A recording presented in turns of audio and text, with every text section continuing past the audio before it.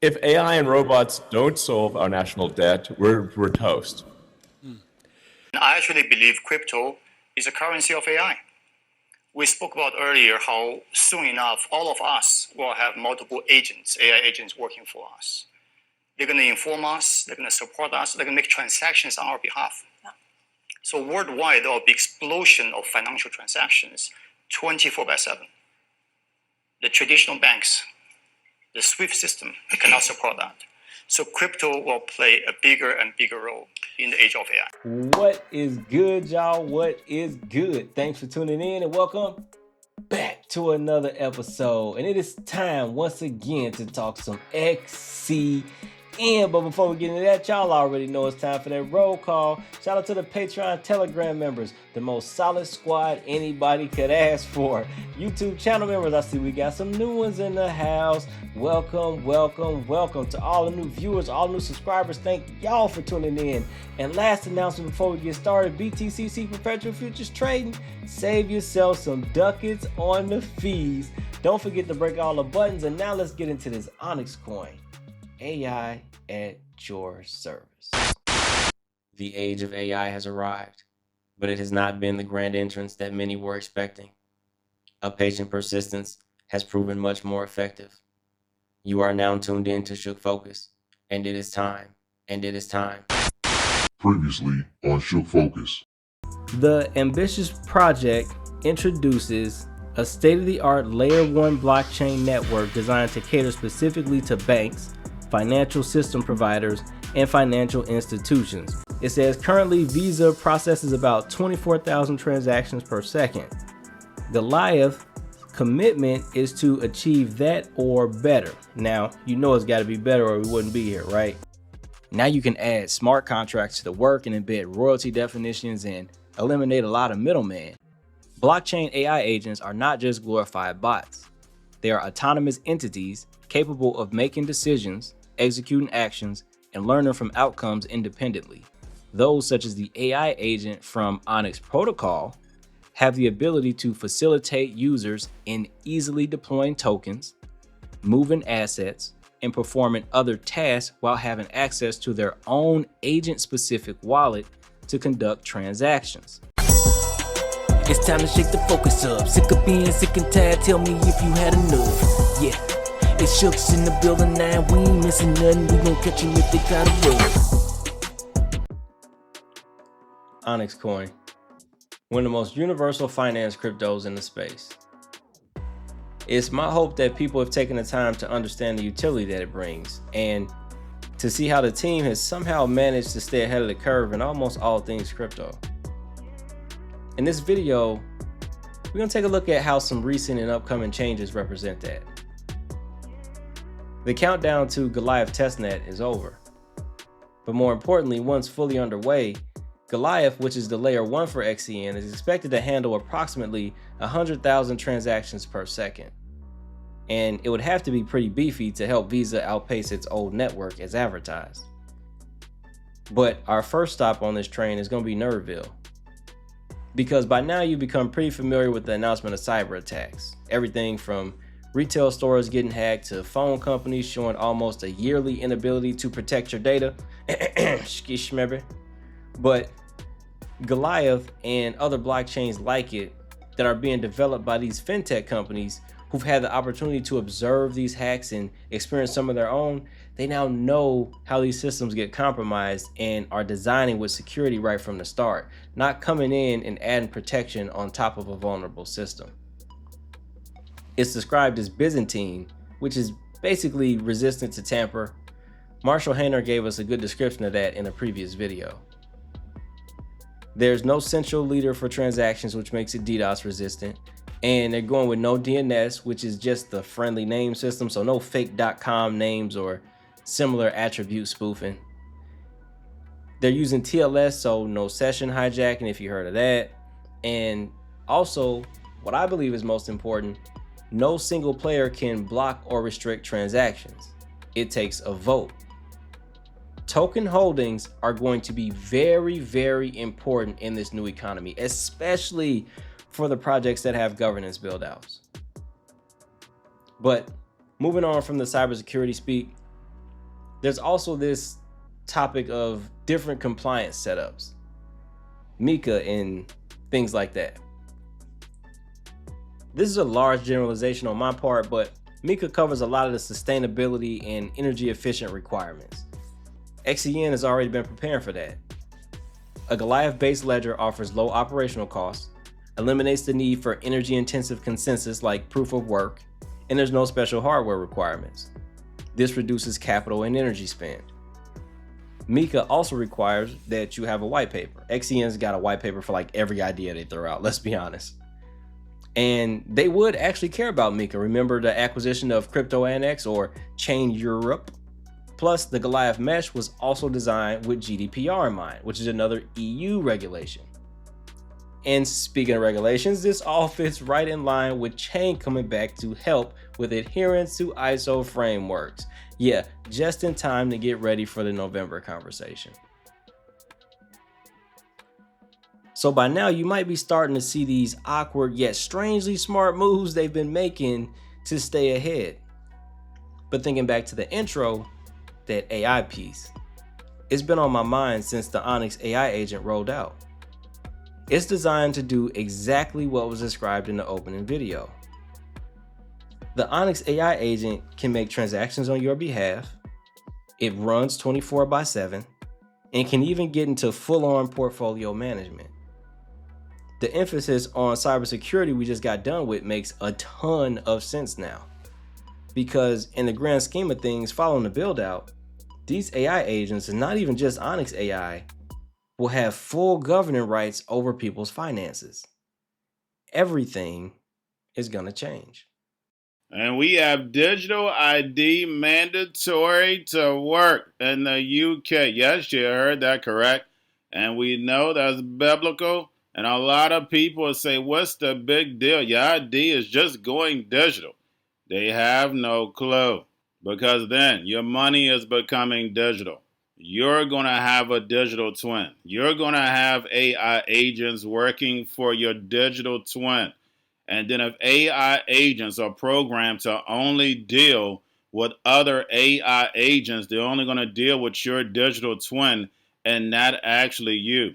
I know it sounds like a movie, but remember, your life is an illusion and TV is your reality. This is just another step towards the metaverse, the virtual world where your real life will become a video game. And remember, the crypto teacher told you. You know, when the internet was developed, it became a place where we exchanged information, videos, photos, data. It never had a financial layer. And for the first time, this tokenization of assets, of stable coins, becomes the financial layer of the internet. And oh my God, when we give our AI agents access to that, we're going to see an explosion in the economy. I mean, I really think people have no idea how fast the economy is going to accelerate on the back of AI and crypto together. Just everything's going to change there, Peter. I mean, today, if you have a dog with diabetes and you decide you're going to buy dog food, a dog food company has spent the time with an ad agency to make a heartwarming commercial about why you should buy this dog food versus another. Very soon, you're just going to tell your agent, get my dog food. It's going to know your dog has diabetes. It's going to know your price point. It's going to know things about you, everything that is necessary. It's going to go research all the best medical research on the best foods, and it's going to go out there and buy the dog food. Now, how is an advertiser or a brand going to distinguish themselves in that? They're going to build their outreach for the AI appeal, not for the human appeal. They're going to build their outreach for the AI appeal, not for the human appeal. So much has been done to beat down the retail investors and plant fear, uncertainty, and doubt, steering us away from some of these core crypto assets. With XCN, they tried to tell us that the mission was lost between CEOs and a bunch of other stuff. But right about now, we all seeing this thing 2020. And just when they thought it was over, here come the uppercut.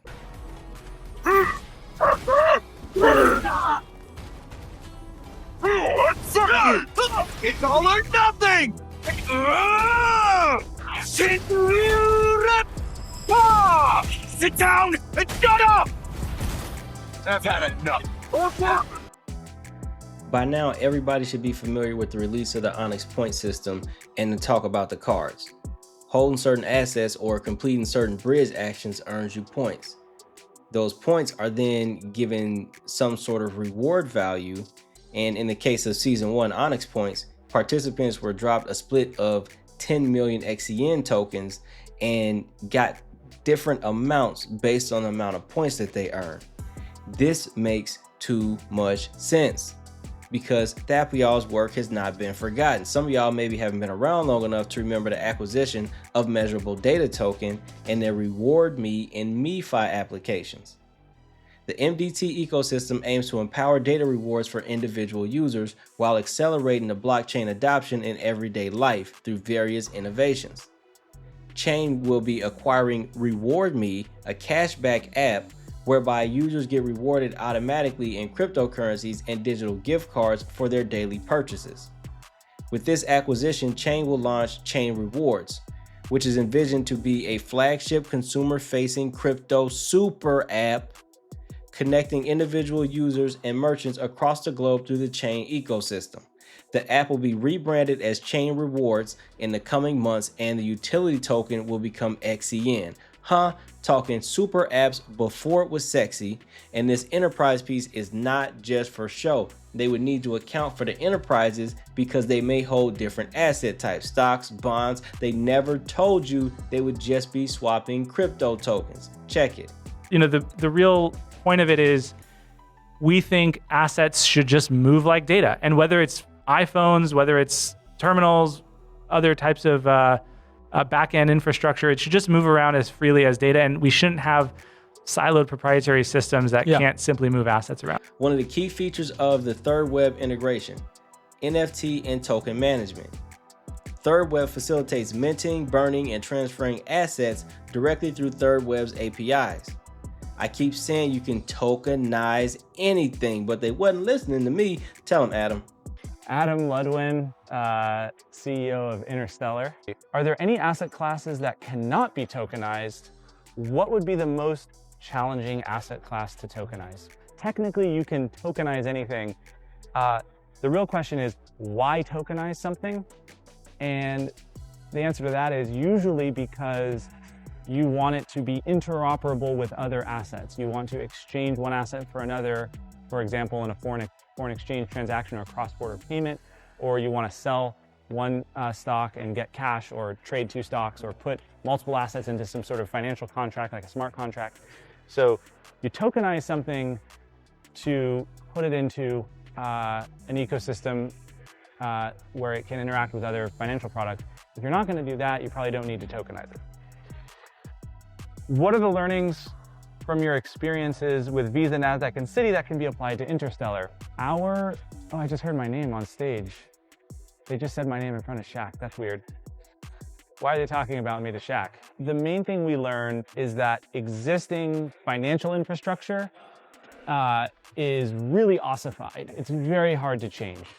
And so we will be doing less rewiring of the old and more building new products that either don't exist or are so early that we can really make a dent. But we're gonna spend less time just trying to rewire old systems.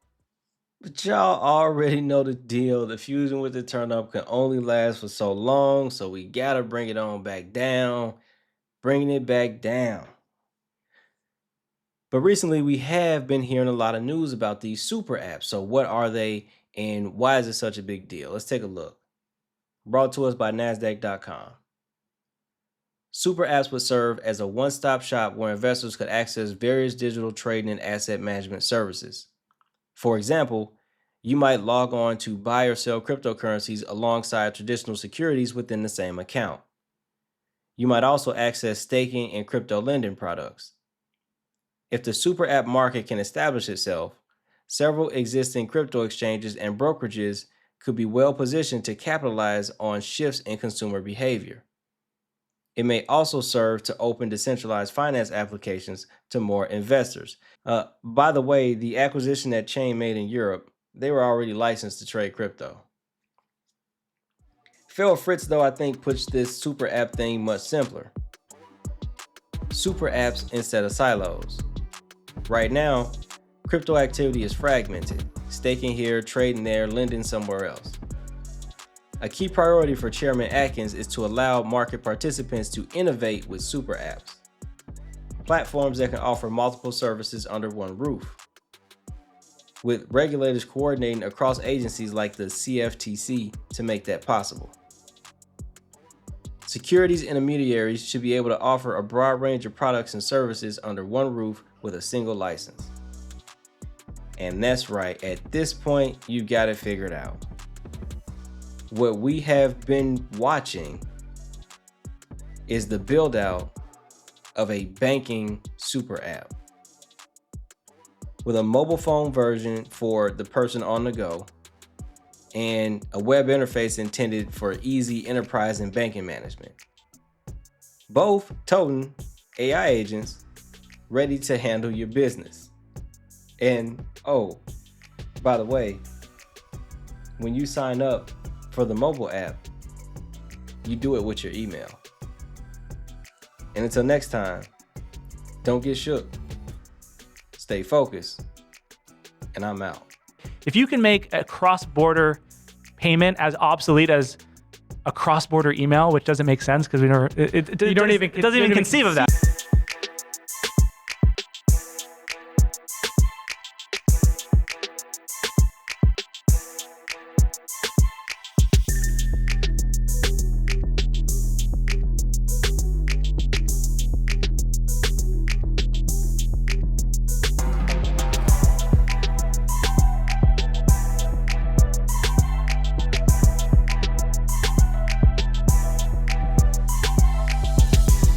Got it. Right? So here it is. So I'm looking at a wallet. What am I wallet showing is you? this? All right, so this is a demo that I took the skin off. I took the branding off so we could bring it out today. So this is a demo that I took the skin off. I took the branding off so we could bring it out today.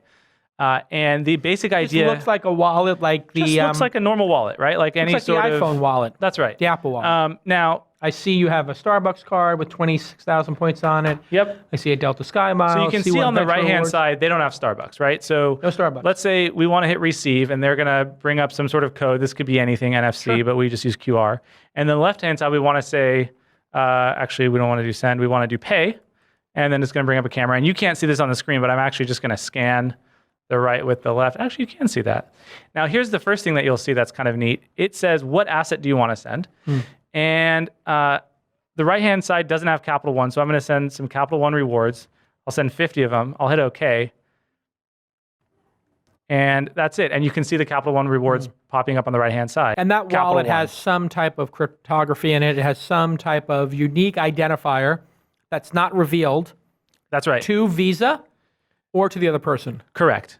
Basically an effort to compete against the banks. You think that long-term, the Quick family, the Kernan family, the Sorkin family will not have a bank account at Bank of America or Chase, or we're going to talk to Fifth Third later today, but they're going to have all their money at Galaxy? I think you're going to see a lot of money move into both. You're going to see a lot of money migrate on chain. We won't have that access, but you're also going to have people that are still having banks, but you're going to have all that at one place. Right now, right, you've got a bank account, and you got to shift that money somewhere else to buy stocks. You got a brokerage account, you want to buy crypto, you got to go somewhere else. And so we think all of that's going to aggregate in one place. How long do you intend to lie there? Round 2. Fight!